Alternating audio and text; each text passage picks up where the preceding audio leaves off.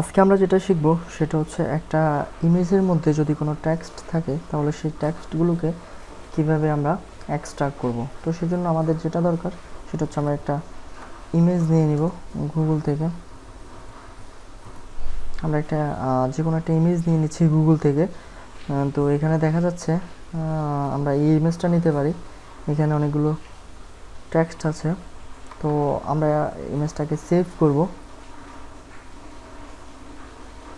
Save করার পরে আমরা একটা ওয়েবসাইটে যাব। ওয়েবসাইটটা আর নাম হচ্ছে গিয়ে অনলাইন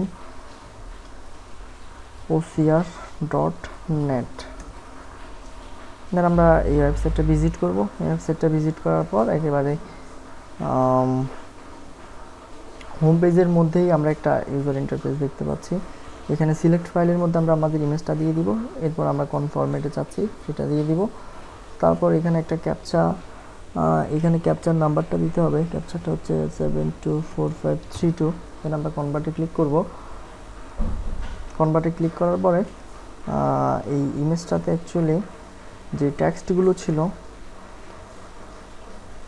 সেই টেক্সটগুলো আসলে আমাদের এখানে চলে আসছে। এখানে আমরা দেখতে পাচ্ছি যে টেক্সটগুলো এখানে চলে আসছে। তো আসলে একটা ইমেজ থেকে আমরা এইভাবে টেক্সটগুলোকে এক্সট্রাক্ট করতে পারি। ধন্যবাদ।